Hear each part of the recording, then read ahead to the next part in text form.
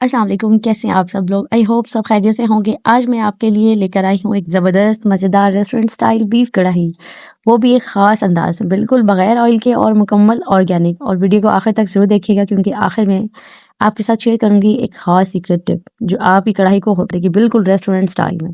سب سے پہلے میں نے لیا تھا 1 کلو بیف، اس کو آپ نے اچھی طرح سے واش کر لینا ہے، اور اگر آپ بیف کو ہلکے نمک یا سرکے والے پانی سے بھی دھوئیں تو اس کی خوشبو اور بھی بہتر ہو جاتی ہے۔ اچھا جی، میں نے اس میں ڈال دیے ہیں 2 میڈیم سائز کے پیاز کاٹ کر، اور 2 ہی بڑے سائز کے جو ہے نا ٹماٹر ڈالے ہیں۔ ٹماٹر کو ہم نے بڑے پیسز میں رکھنا ہے تاکہ بعد میں اس کا چھلکا اتارنے میں آسانی ہو۔ یہ ہیں جی لہسن ادرک کا پیسٹ۔ ہم اس میں بیسک مسالے ایڈ کریں گے، نمک حسب ذائقہ، لال مرچ پاؤڈر، ہلدی، پسا ہوا دھنیا، چلی فلیکس، اور ثابت گرم مسالے میں سے ہم ڈالیں گے جی سنمن سٹک، 4 چھوٹی الائچی، اور ان کو ہم نے ڈال کر اب اس میں 2 گلاس پانی کے شامل کر دینے ہیں، اور پھر اس کو تقریباً 25 منٹ کے لیے ہم نے نا کوکر کو بند کر کے رکھ دینا ہے۔ 25 منٹ میں بیف بہت اچھی طرح سے جو ہے نا وہ کوک ہو جاتا ہے۔ یہ دیکھیں جی 25 منٹ کے بعد ہم نے اس کا ڈھکن ہٹایا تو کچھ ایسے ہے، بیف تقریباً گل چکا ہے، اور یہ ٹماٹر کے چھلکے اب ہم ہٹا لیں گے، اور اس کے اندر جو یخنی ہے اس کو بھی میں ڈرائی کر لوں گی، تھوڑی سی آنچ تیز کروں گی اور یہ ڈرائی ہو جائے گی۔ اچھا جی، اس ریسیپی کا جو اصل سیکرٹ ہے نا وہ ہے اس کی بھنائی۔ جب ہم اس کو کڑھائی میں شفٹ کریں گے پھر ہم نے اس کو اچھی طرح سے فرائی کرنا ہے تاکہ اس کا جو پانی ہے، جو یخنی ہے، وہ اچھی طرح سے خشک ہو جائے، اور جو بیف ہے نا اس ٹائم پہ یہ اپنا ہی آئل چھوڑے گا، ہمیں دوسرا آئل ڈالنے کی اس میں ضرورت نہیں پڑے گی۔ آپ کے سامنے دیکھیں میں اس میں آئل شامل نہیں کروں گی۔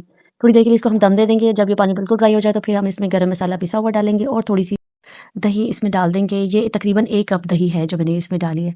پھر سے ہم اس کی آنچ جو ہے وہ تیز کر دیں گے اور اس کو اچھی طرح سے مکس کر لیں گے، اور تھوڑی دیر کے لیے نا میں اس کو کور کر دوں گی تاکہ جو ہے نا ہمارا بیف جو ہے وہ جوسی بنے، اور سٹیم میں یہ نا مزید نرم اور مزیدار بنتا ہے۔ اس کو جتنا کور کر کے رکھیں گے نا آپ دیکھیے گا اس کی اتنی ہی فلیور اچھا آتا جائے گا۔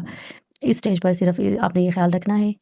اچھا جی، اب اس میں چمچ ہم نے تیز تیز چلانا ہے تاکہ یہ اچھی طرح سے فرائی ہو جائے، نیچے نہ لگے، کیونکہ مجھے فیل ہو رہا تھا کہ ہانڈی نا نیچے لگ رہی ہے، بس اسی لیے آپ نے چمچ نہیں روکنا اس کو۔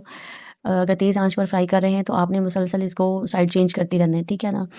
ہمارا جو ہے نا بیف کڑھائی جو ہے یہ تقریباً فائنل سٹیجز پہ ہے، یہ تیار ہو چکی ہے، اور اس ٹائم بہت اچھی خوشبو آ رہی ہے، بالکل ریسٹورنٹ سٹائل میں ہماری جو بیف کڑھائی ہے نا وہ تیار ہے۔ یہ اس کی گارنشنگ کے لیے میں نے ادرک اور ہری مرچ کٹ کر کے رکھی تھی، ہرا دھنیا یہ ہم اس کے اوپر اسپرنکل کریں گے، اور اس کے بعد ہم اس کو ڈش آؤٹ کریں گے۔